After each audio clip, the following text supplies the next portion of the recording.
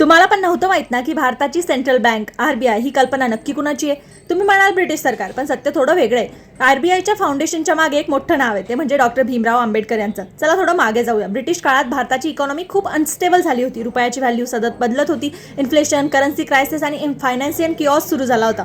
लोकांना वाटत होतं हा फक्त इकॉनॉमिक प्रॉब्लेम आहे, पण बाबासाहेबांनी याच्याकडे वेगळ्या नजरेने पाहिलं.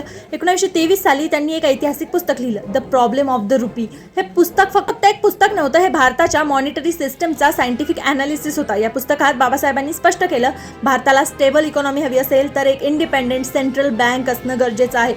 त्यांनी यात अजून कोणते मुद्दे मांडले? करन्सी कंट्रोल गव्हर्नमेंटकडे नसावा, इन्फ्लेशन कंट्रोलसाठी स्ट्रॉंग पॉलिसी असावी, gold standard system properly manage करायला हवा, फायनान्शियल डिसिजन सायंटिफिक असायला हवेत. ही सगळी कॉन्सेप्ट त्या काळासाठी खूप ॲडव्हान्स लेवलची होती. महत्त्वाचं म्हणजे बाबासाहेबांनी फक्त प्रॉब्लेम्स दाखवली नाही, तर ती कम्प्लीट सोल्युशन देत त्याचा अप्रोच सुद्धा सांगितला. त्यानंतर 1926 मध्ये हिल्टन यंग कमिशन भारतात आली. या कमिशनने भारताच्या फायनान्शियल सिस्टमवर रिपोर्ट तयार केला आणि आश्चर्य म्हणजे या रिपोर्टमध्ये बाबासाहेबांच्या आयडियाजचा डायरेक्ट प्रभाव दिसून येतो. यानंतर 1934 मध्ये reserve bank of India act pass झाला आणि 1935 मध्ये आरबीआयची स्थापना झाली. आता प्रश्न असा आहे की जर बाबासाहेबांचं योगदान आरबीआयच्या बनण्यामागे एवढं मोठं होतं, तर आपल्याला हे माहीत का नाहीये?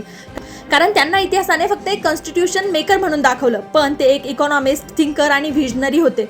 आज आपण जे स्टेबल बँकिंग सिस्टम वापरतो, inflation control, interest rates, monetary policy, ह्या सगळ्यांची बीजं त्या पुस्तकात पेरली गेली होती, the problem of the rupee. लक्षात ठेवा, आरबीआय ही फक्त एक संस्था नाहीये, ती एक व्हिजनची रिझल्ट आहे आणि त्या व्हिजनचं नाव आहे डॉक्टर भीमराव रामजी आंबेडकर.